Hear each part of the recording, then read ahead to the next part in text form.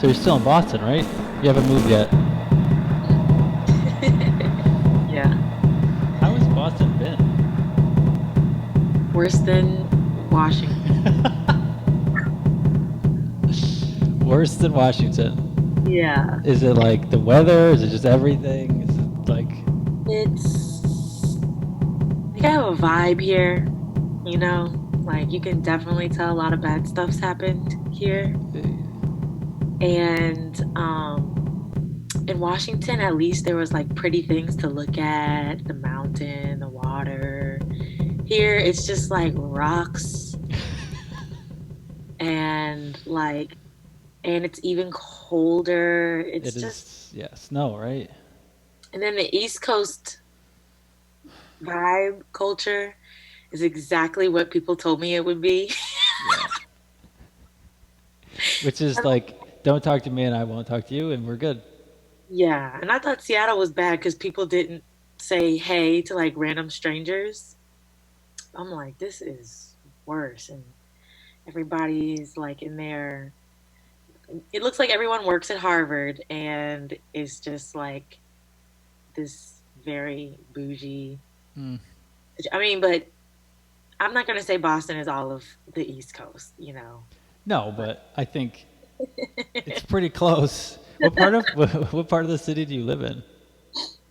I actually live about 20 minutes north in Saugus. Is that outside the city? I don't even know. Yeah, it's Okay. outside the city, and it's like from what I can tell, it's like a low income neighborhood. I live in a parsonage of a Yeah. church, but yeah, I could never afford to live in the city Sure, since sure, I'm sure. Yeah. So it's like a 20-minute drive. So you got your car. well, it's 20 minutes without traffic. Well, I guess there's no traffic now, right? Exactly, no traffic now. Are you going? So yeah, you're working to finishing up your semester, and it's what is it? The official name of it? BU, like the Boston University School of Theology. Is that what it's called? Second And- year of a Master's of Divinity, right?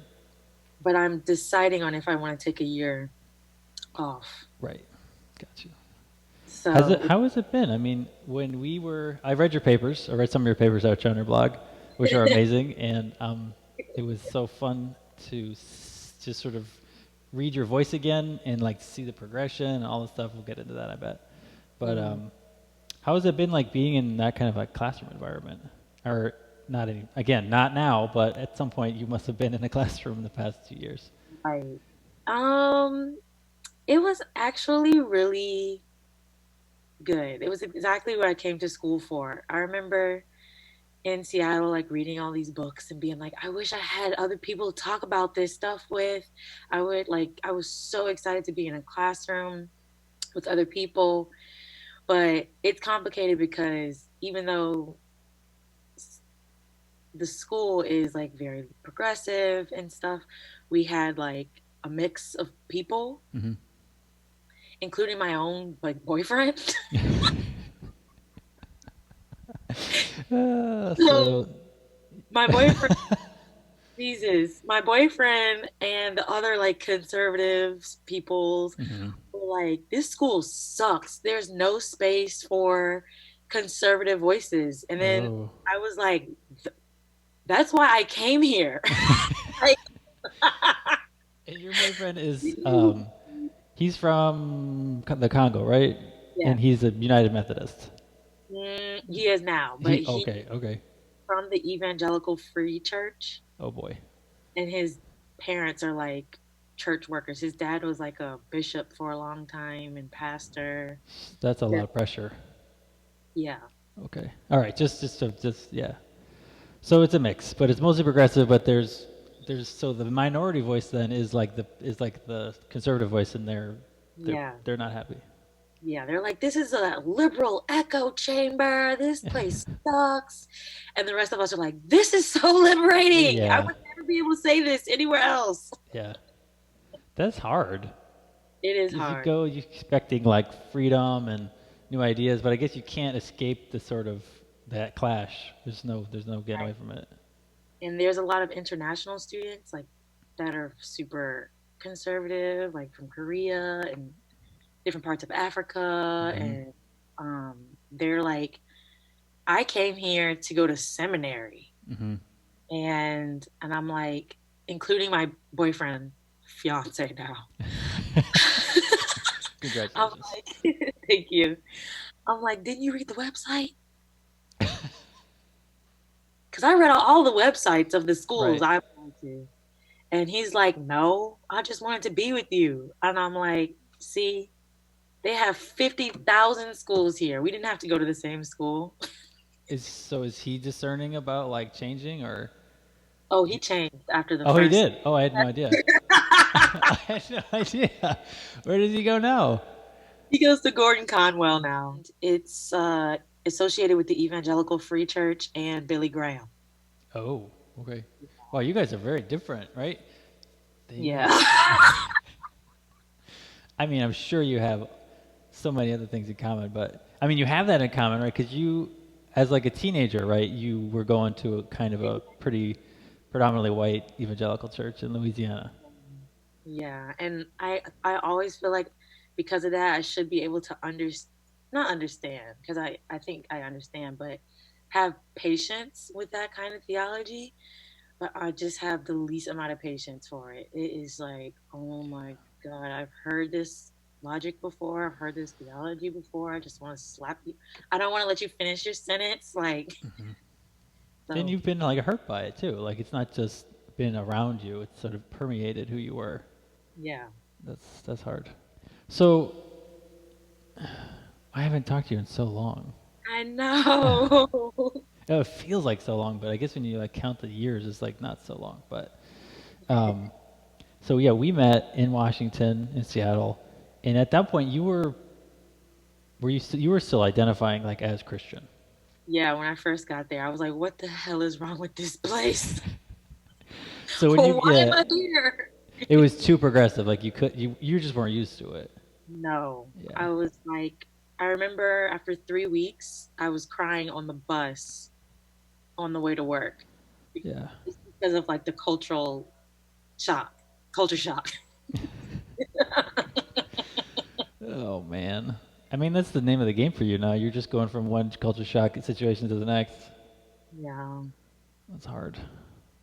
Um, so, but like, you've been on this transformation path. yeah. I think moving to Washington was the best thing that could have ever happened to me. Hmm. Partially because I lived my whole life in Louisiana. Also because of the culture shock too. It really forced me to look with new eyes. And Hmm. then before I got there, my program made me go through this anti-racism, anti-oppression training, and so that really gave me a new lens to play with. Hmm. And then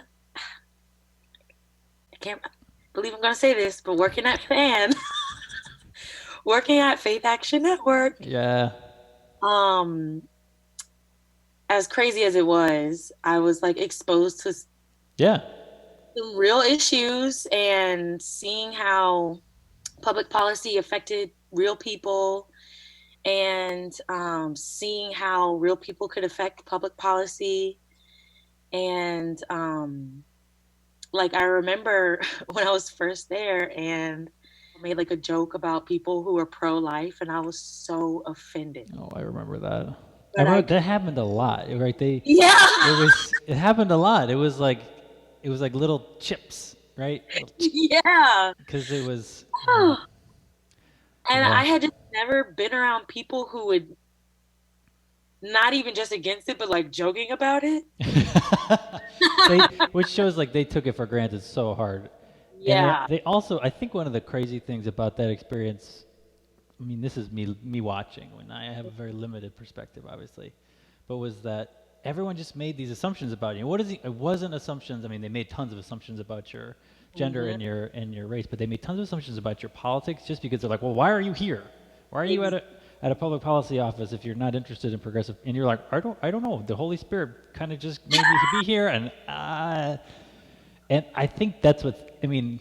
there was lots of things that threw those folks for a loop, and that was like one of them, right? Yeah, I remember like questioning everything because I was like, first of all, I was questioning my faith, but then I was also questioning the people who thought it was good match for me to be at that place.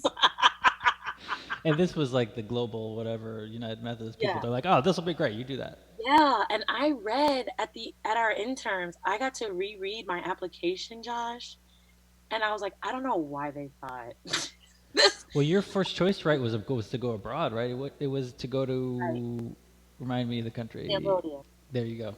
So my freaking application was like, Black Lives Matter is full of hate. Oh, It's a really? I side with Martin Luther King. Love, like it was so crazy.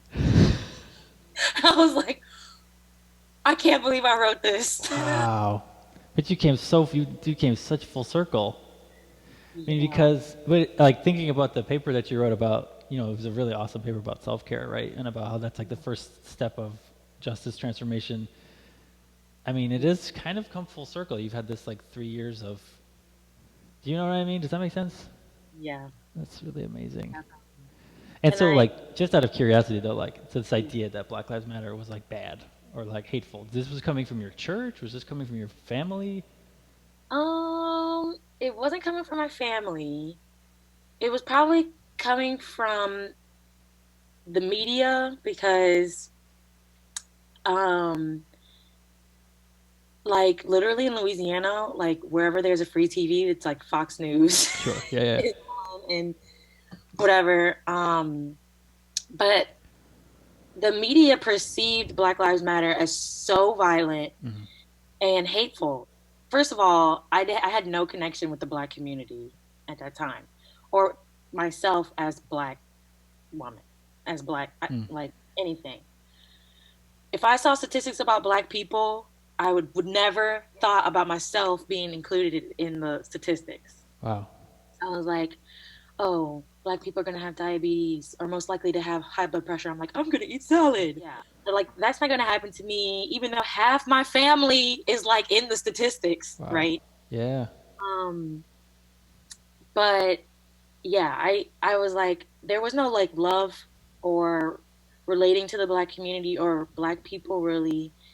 And honestly, I didn't see the urgency either that they were like experiencing. And and I literally, I'm so ashamed to admit this, but I used to literally listen to like Sean Hannity and stuff, driving to and from work. And they would be like, and that actually, when Alton Sterling got killed in Baton Rouge, which was Mm-hmm. like super, super close to me, Mm. um, when that happened, and in the way that Sean Hannity and whoever else were talking about it, even before I left Louisiana, it's hard not to feel right. And I was like, Mm. this, something inside of me was like, and then at my church, they said nothing Wow. about it. Yeah. And then they went and were talking about Blue Lives Matter and how we should all obey the police. And I was just like, Was your church predominantly white, or it was? mm, Yeah. It wasn't like a mixed evangelical congregation. no. Got you. And I think one of the reasons why self care became so important to me is because I had to throw so much of myself away to be a part of that Mm. church or the church that I was in right before I left. I had only been there for a few months because I left the church that I was a part of for like 3 years and very involved in, but they were really similar. Um, but yeah, I feel like I was being primed before I even left Louisiana, like knowing something wasn't right. Even registered Republican before I. Were you a registered Before, Republican when you were working for the Action Network in Washington? um, I think before I left Louisiana, I switched to independent. That is, I it's just just knowing how I really don't want to, because we both had like really good experiences there. It was hard. It had its challenges, and all things too, right? So I'm not trying to like cast any shade on them, but um, if they only knew. I know. And it's that kind of, it's generational too. I think um, you really hit the nail on the head when it comes to sort of generational stuff, when it comes to justice and progressivism, and also Mhm. religious practice and stuff. So I'm not trying to get ahead of myself, but um, I was a little bit older than you and David, who was our coworker, and you guys just got written off as being young. That was just a huge. That was constantly the conversation. Like, wow, Joshua, he's so responsible. I was like, yeah, I'm also like a white guy, so that's just the assumption, right? Yeah, right. Also, I was like, I don't know, how much older am I? Not that much. Not that much in the grand scheme of things, but in their eyes, You're also married too. yeah, that was the thing. Was I married at the time? Josh, stop it. It's all a blur. I guess, Oh my, yeah, I guess I was. oh my God. Yeah, that's true. So that's like this like adulthood ritual thing, right? Mhm. Um, it's hard. So like all of these things, all of these identity like categories that you maybe I think at a deep level you knew, because I remember you said like after you started reading a lot in Washington and you started figuring out who you want to present as, right? And then you told me that your mom was like, she felt like she got you back or something. You said that. So yeah, I just remember that being really touching. Yeah, it was a time of falling in love the with Black people Hmm. and myself and Blackness. And yeah, it was like building a relationship with something that I had been ashamed of. It was something that I had kind of exiled myself from. Yeah, And yeah, it was beautiful. It was a beautiful time. it's hard times too, right? I mean, that's the way it goes. Definitely Um, hard.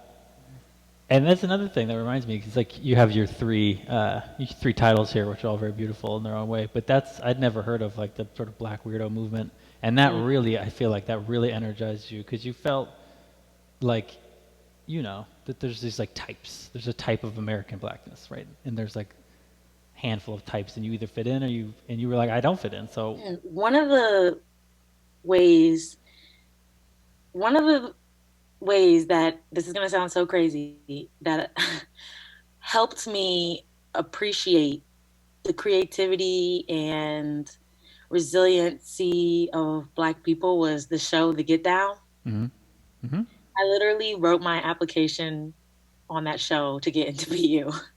but that's I feel like that's why they made that show, was to be to celebrate and to Right. Yes. And they had a character on the show who was played by Jaden Smith. And I was so glad that he was on the show because it's like the late 70s, early 80s, hip hop is being like born. And I didn't know this at the time. I actually just read something really recently that talked about how the this like homogenous black culture overshadows other black cultures, even like immigrant black cultures. And whenever people come here, they're just like forced to fit into this culture. And it's so interesting because when Trey first moved here, that's your my boyfriend, right? Your fiance. he was scared of black people American, because like of American Blackness. Black people, Oh, African Americans, because of the music videos that, like the sure. media, the way that they were perceived in the media as violent and ghetto and stuff like that. And I'm actually the first Black woman that he dated, African American woman that he has dated ever. But did he date when he was in the continent in the Congo? Yeah, he dated Okay, African women, sure. and then when he came here, he only dated white women. That's powerful. What a, And that's a thing in African immigrants in itself. Like, but it speaks to what you're saying, that there's yeah. um, all my life I struggled with identity pretty much because I was the only black person in my school, or like one of three in my school since I started school. Hmm. Never had any black teachers. I had one black teacher in ninth grade. And it wasn't even just like white people. It was like conservative, Yeah. Catholic, Louisiana, Southern white people. And so I remember being super ashamed of being black and being um, associated with anything black. Like if at my house, if we called something like a disciplinary action a whipping, when I would go to school, I would say spanking. Like I would translate it Yeah. so that my white friends could know what I'm talking about, and so they wouldn't think to call the police on my mom. But you were code switching constantly. Yeah. Yes. So I remember maybe like in seventh grade deciding I'm going to rebel against these black stereotypes and be the most, like, I'm going to single handedly defeat these black stereotypes. So, So like, what was your list of things like? music, I was only listening to rock, alternative rock, which I love. I still love, right? Mm-hmm. And like, I never, since seventh grade, I never listened to hip hop or rap or R&B, which was why when I started watching The Get Down, it was so whoa to me because It I was like, was wow. It's like it was fresh. You like discovered it. It was like yes, that's it kind was, of an amazing yeah, an opportunity, I guess. Because it's just a different path. It seems like. yeah. It was fresh, but I also was exposed to the education of it, which I don't think a lot of black people, I don't think a lot of people, period, are exposed to the origins of hip hop, which was Yeah. why they made the show. Yeah. But you were I, like, to listen to African American music, whatever genre. You were like, this is gonna put me in that category, and I refuse. exactly. Yeah. So I changed the way that I listened to, I mean, I changed my music. I got permanently straightened my hair, Yep. and my mom wouldn't let me until I was in ninth grade. Um, and my family was like, "Don't do it, don't do it. Your hair is beautiful." But they didn't tell me that my hair was beautiful until I told them that I was thinking about changing it. There you But they were go. like, "My grandmother is part native, Oh wow. and her hair is really like a specific way Yeah. and like kind of different than like most black people. I don't know how to Yeah. explain it." And I got her hair. So they were like, "Why would you ruin your hair?" Like so many people were like, "Don't do it, don't do it." I was like, "I'm gonna do it. I'm going to high school. I don't care. Y'all don't help me with my hair." And it's a lot. It's a lot. Right. Like that was another part of your transformation was you were like learning about hair culture. And Yes. it was huge. I remember your hairstyles changed so much over the course of that time. I mean, Yes. what was your grandmother's name? Her name is Norma. There you go. Yeah. And she um was a hairstylist. Oh. And but anyway, when I was in Washington, I had just chopped off all my hair. Mm-hmm. So it was like so many things about identity that I was working through. That was the shortest I had ever seen my hair, like since I had never seen my hair that Yeah. short. And, My yeah. dad said it was the shortest that he had seen it since I was a baby. There you go. So Um, it's your rebirth. yeah, Wow. yeah. So it was hard because I'm used to having like long, straight hair. Like, oh, I go to church, I fit in. Like, I Oh can man. wear the ponytail and I can flip the bang and stuff. And, and then I chopped it all off, and I was like, "Who am I?" Wow, that is so amazing. It is such a rebirth narrative, which is Yeah, again super painful. Whether you think about it from like a Christian perspective or any of the other rebirth sort of rituals and narratives, there are like yeah, these initiation rites that involve so much pain and having to sort of like search in the wilderness. yeah. Wow. And I remember when I got my hair cut. I was crying. Mhm. And the lady was like, "It's just hair. It grows back." You're I like, you cried. don't understand. Yeah. But yeah, I had just cut my hair. No. So going back to how I was gonna change, I think a lot of it was mostly like my attitude. Hmm. It wasn't just that I stopped listening to rap.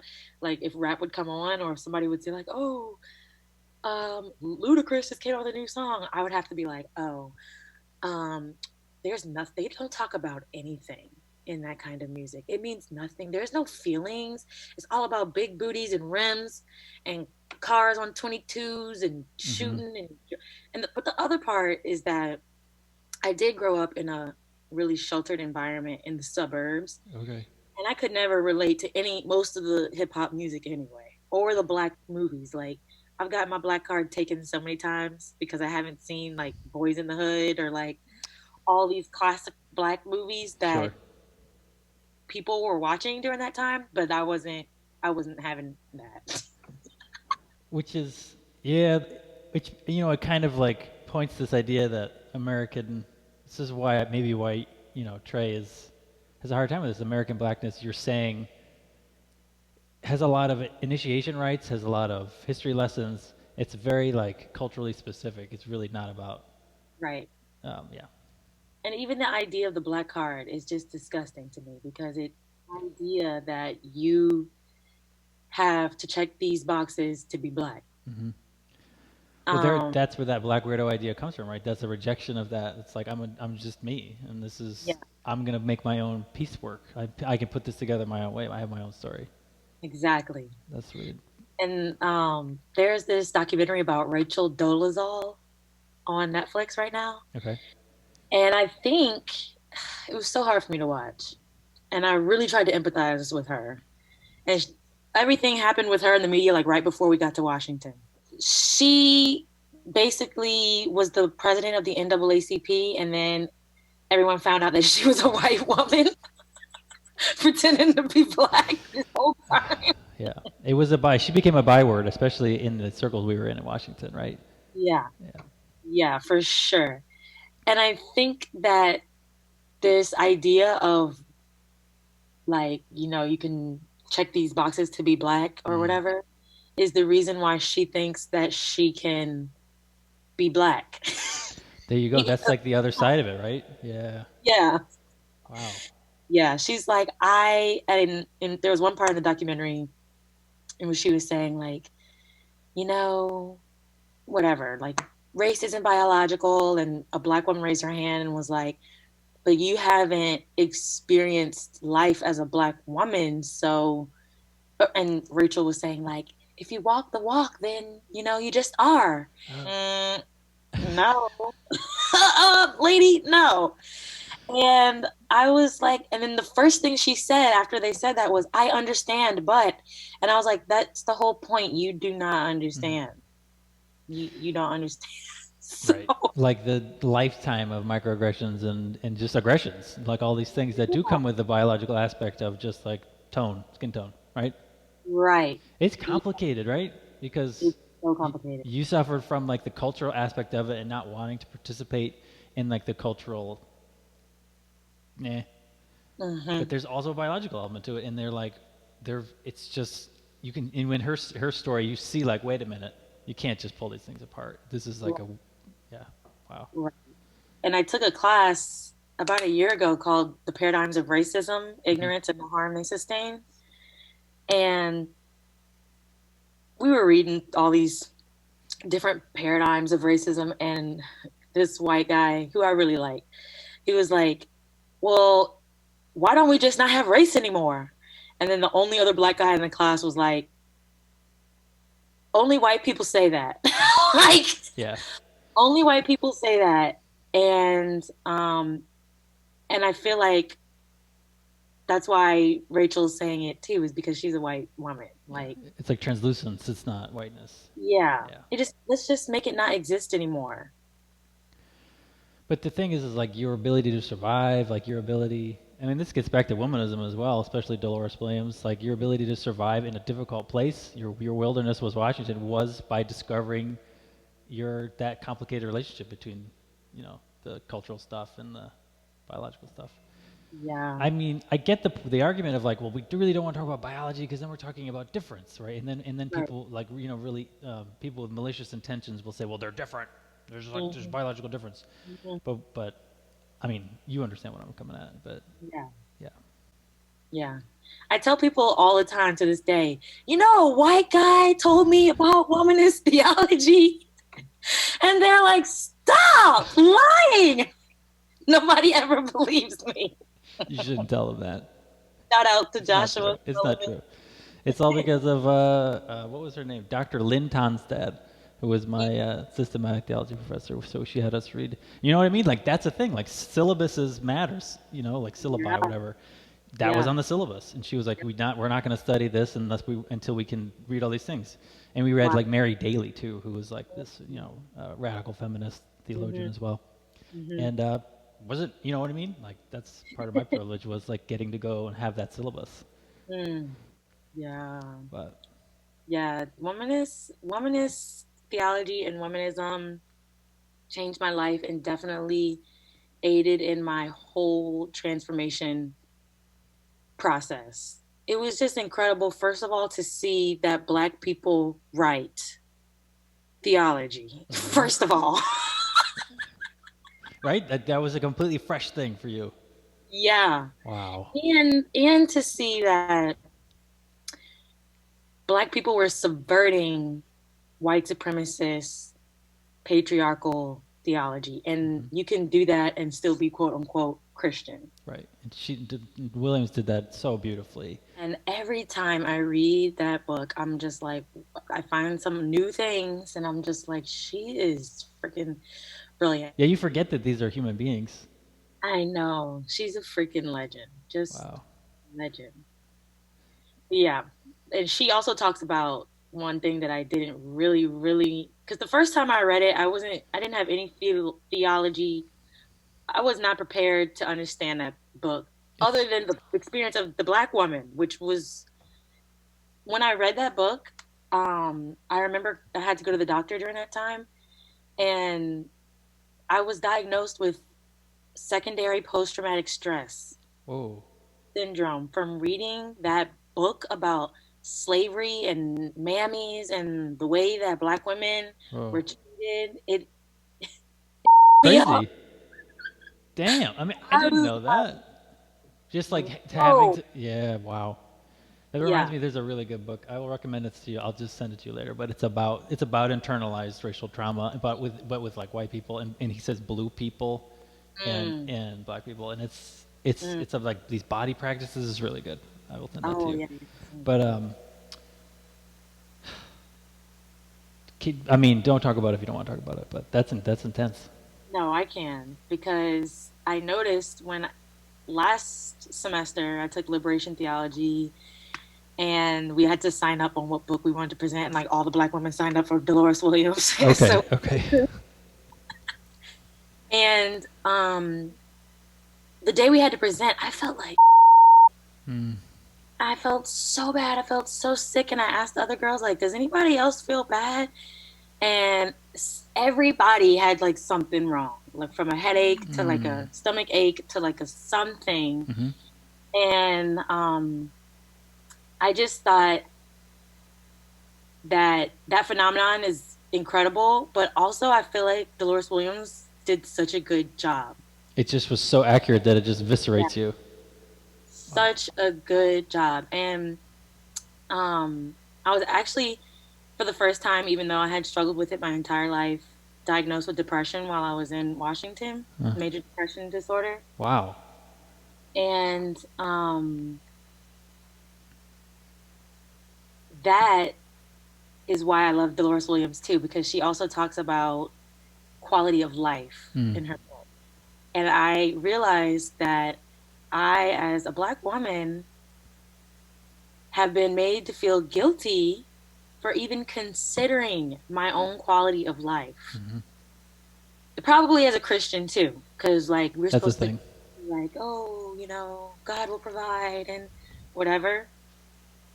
But I feel like I'm discovering that a lot of the language that she uses is similar to a lot of the language that I've been using for my donation-based yoga classes. There you go. Yeah. Perfect segue, right? Yeah. So in that paper you wrote, did that get in that you? I feel like I saw a post that like got chosen for a thing, Nuh-uh. Mm-mm. It was a different a different paper. yeah. Oh But wait, well, what paper got chosen? it was in I didn't write it yet. But Oh, this new paper, it's called I have to actually write it for one of my finals. that's gonna be it great. it's a womanist liberation theology of African ancestral traditions. Oh wow. And this was what was picked for a conference. Or yeah, Wow. Well, good for yeah, you. That's fantastic. yes. But What? it's piggyback off of the one that you're talking about, Yeah. which I wrote for my liberation theology class last semester. So in that you just it's just very like clear, and you talk about like what about yoga now is important to you, and you talk about wholeness, and then you have like the qualifying like wholeness. Sometimes wholeness is really damaging for people, especially differently able people. But da da da.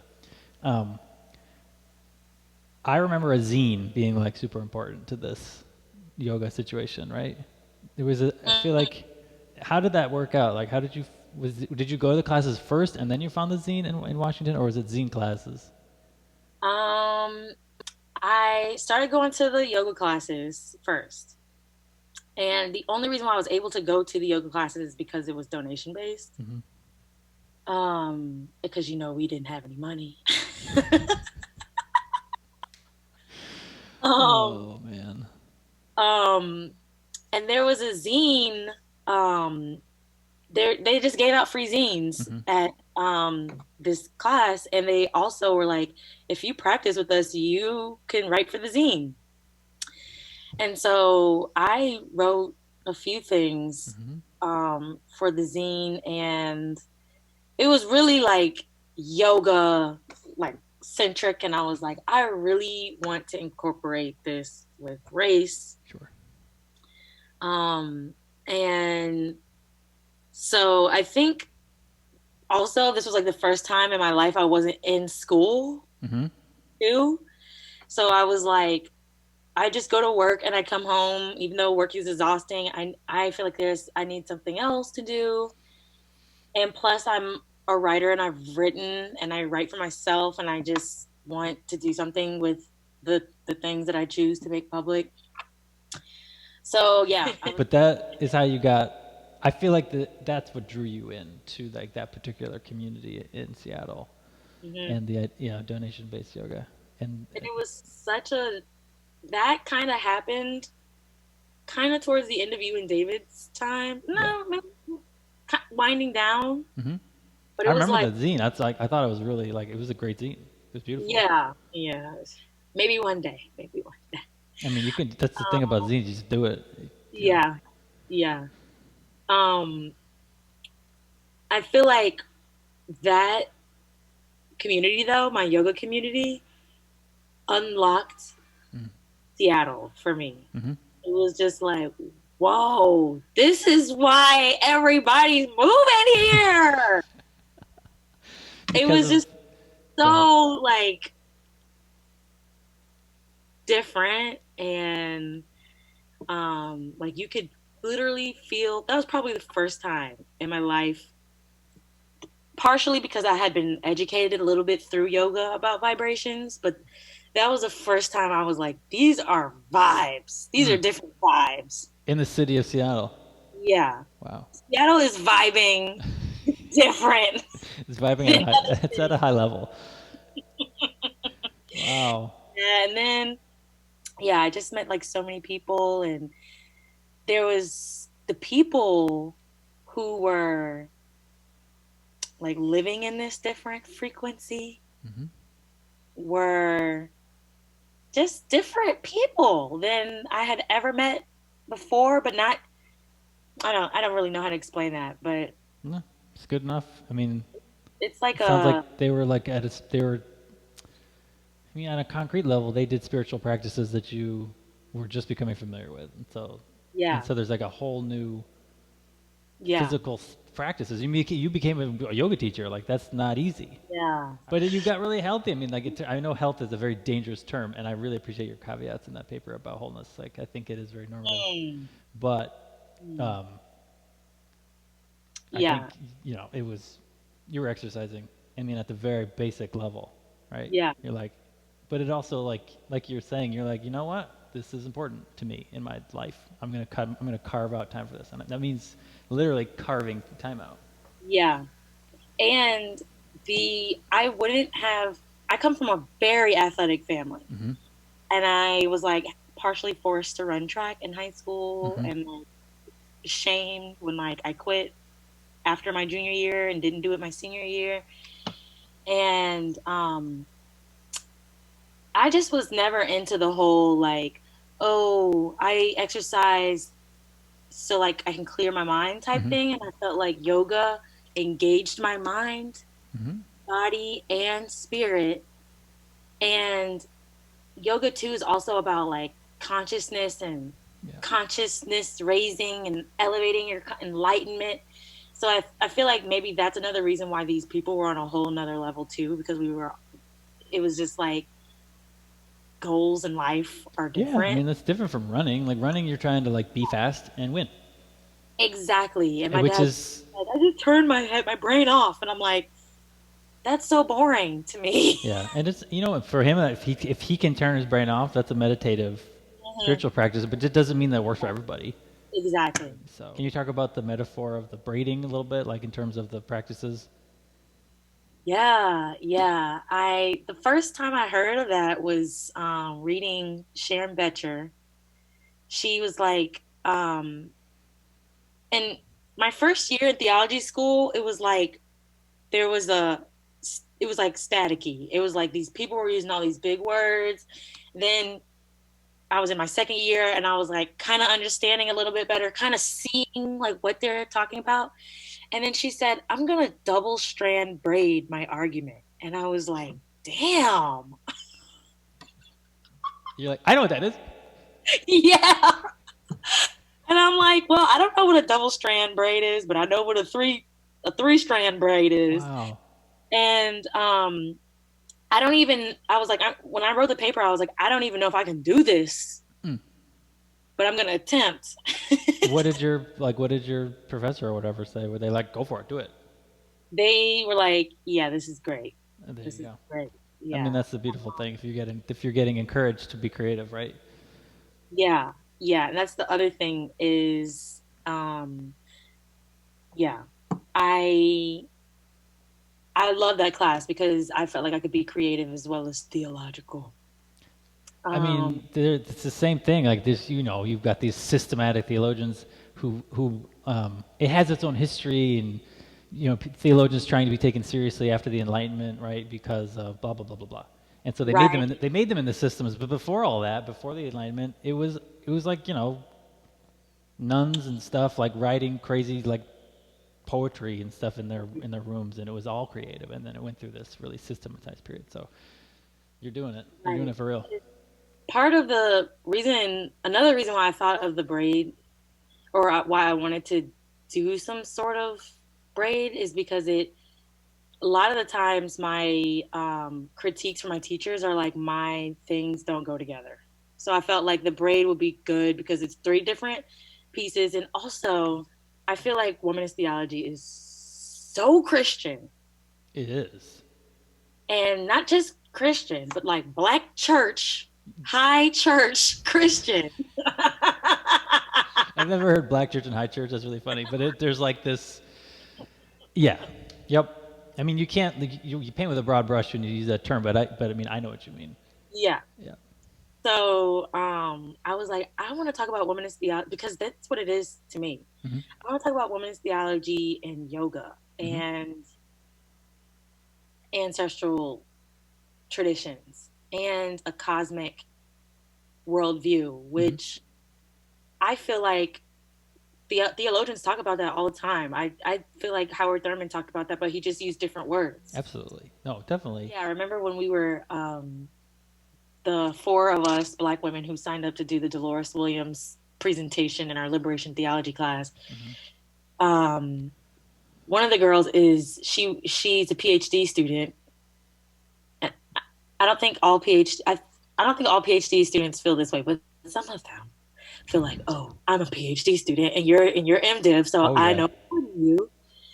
Yes. And she was like, we were like, yeah, we're gonna do this really creative. We were the first group to go to present.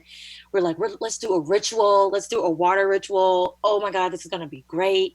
And she was like, yeah, we're gonna use plastic water bottles. And I was like, huh?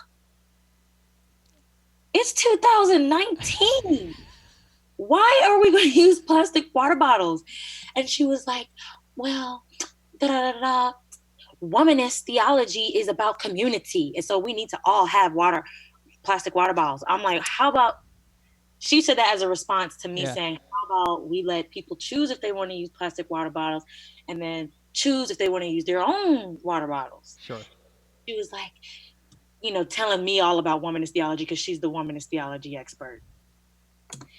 And there were two other people in the group, and they were just like looking at us go back and forth. And I didn't even realize how important it was for me until I was in that situation. But I was just like, I'm not going to be a part of a group that wants to offer. First of all, they're not even cute. They're not even cute. And I remember one of the other girls was like, um, Chasity, this presentation is about womanist theology, not ecology. And I was like, aren't they the same to you? I Like, mean, they should be, right? That's interesting. That is so interesting. So what I couldn't happened? believe it. I couldn't believe it. And then I found out there's a book called Ecowomanism. Like, I mean, that's a thing, right? As like, especially for being from near New Orleans, you know that like climate change affects community of color. Like, it's a huge thing. yeah, I mean, but that's a whole yeah. other conversation. But And it was so crazy how hard me and this girl argued there you because go. we're both like, we're in an academic setting. And it was also weird because I had to grapple with feeling like this woman who looks like me was trying to Mm. dominate me because she was trying to take control of the whole project. She was like, I'm the PhD. I mean, I don't know what she was really thinking, but to me, it was like, I'm the Right. PhD student. I came from Duke because that's her whole thing. Like, Okay. Duke, I came from Duke. We do this at Duke. Duke's libraries like this. Duke does this. Mm. And I know womanist theology and I whatever, and I studied with these professors and I went to these lectures, and I'm kind of like the one that was like, yeah, I read it, womanist theology alone in my room. Like, Yeah. Right. I mean, that's the thing about academia, and obviously, your experience says it cuts across like race and stuff. It's like it's really competitive. it's so competitive, and I feel like black women have to be so competitive Yeah. because we have to be. Hmm. And I was just so looking forward to being like, oh yes, it's just us. We can very collaborative. And it was just like, no, we're gonna do it like this. And I had such a hard time, Josh. I was like That's cursing tough. God in my mind. Yeah. I mean, when you went to Seattle, you had no expectations. You're just like, oh, and you got slapped in the face. It's tough when you have high expectations and you expect it to be like a, like a circle of cooperation and like, I don't know, like harmony, and it's just like not the way it's gonna be. It's Yeah, it's just not. yeah. It was I mean, crazy. when I do like presentations about race to my congregation, which don't happen very often, Mm. um, I just try to make it clear that it's just everything that you've heard about like groups being monolithic. Like, this is what these people want. This is what Mhm. these people do. This is the history. I try to like just use little specific historical like people to be like, these people argued with each other. Mhm. They were both a part of the same movement, and they literally hated each other. Yeah. And I think Yep. sometimes people are confused, but the point is like you can't just say it's all the same. You can't just be like, "Oh, Martin Luther King did it." Like that's Right. no. There's people who thought that he was an idiot.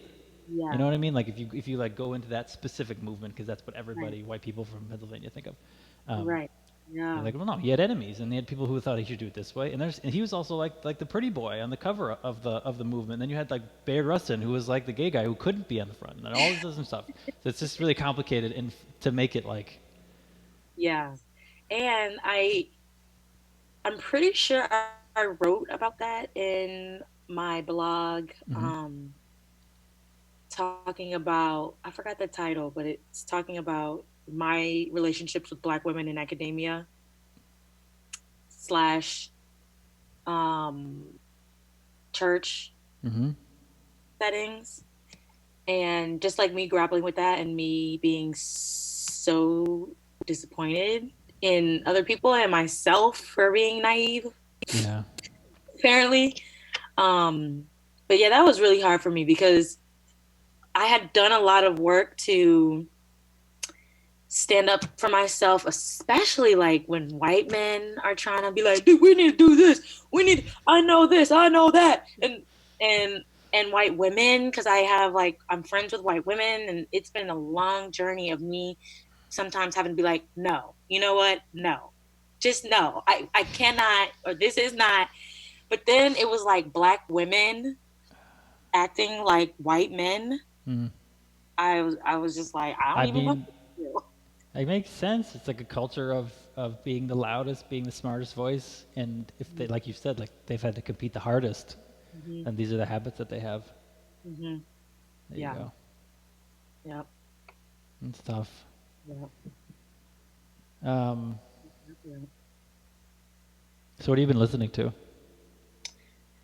I have been listening to a lot of lo-fi. Do you know what that is? Yeah, definitely. I started listening to it for studying purposes, but now I'm like, there's too much going on in the world. And oh my gosh, I just tried to listen to some new R&B. Gosh, I'm getting old. You're telling me. Oh, it's happened. It just moves so fast. Oh my gosh. Oh my Wait, gosh. what specifically made you feel old? Um, Not that they you're old. were like, there was this video of this guy being like, "Hey, I'm in town. I want to see you." And the girl's like, "Oh, I'm in town too." And he's like, "Okay, send me the location." And then they both hang up, and then he goes off with another girl, and then she goes off with another guy. And I was just like, okay. And then they're just doing the typical like booty Sure. dances and like just talking about nothing and It just didn't just, connect with you. Oh, I got you. I see what you mean. Like you're just like this is meaningless. I can't. There's nothing. yeah. It kind of reminded me a little bit of some music that I listened to before, Yeah. but I was like, this is R&B now, like R&B. I'm thinking Usher. I'm thinking like some sweet, like some love, Yeah. Usher. romance. That's like classic R&B now. For you know what I mean? It's like 20 years ago. So I've been listening to the soundtrack of The Outlander.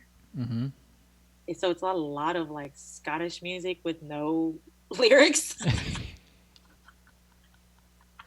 Oh, it's amazing. I would expect nothing less from you. You're like writing like womenist papers about, like integrated yoga practices, listening to Scottish like Gaelic music. You're a global citizen. That's what that means. You silly. That's Yeah. awesome. I prefer the songs with no lyrics now, which is another reason why I know I'm getting old. Yeah, you just got to follow your taste where they go. I mean, especially the way that we consume music now, you can just get anything you want. Just like just Yeah. whatever platform you use, Spotify, whatever you want.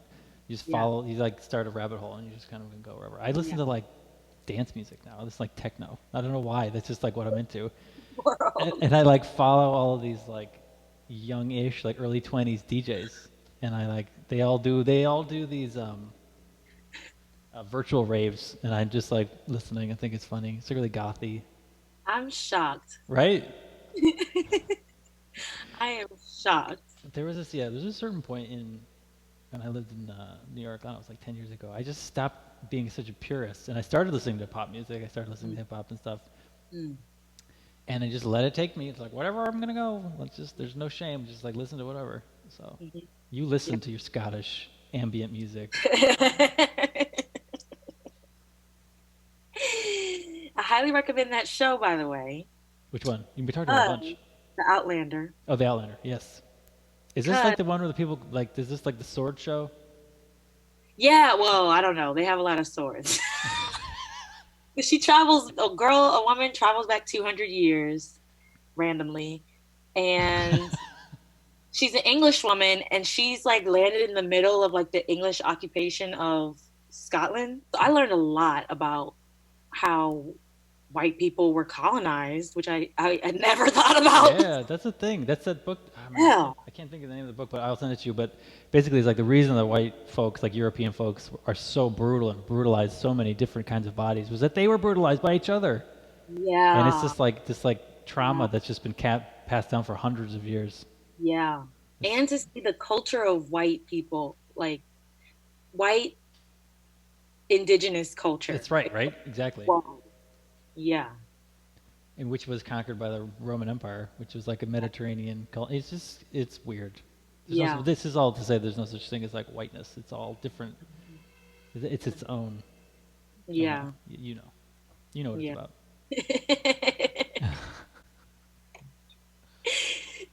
Oh, it's so good to see your face. Good to see you too. All right. What do you got going on? You have to start writing your papers, don't you?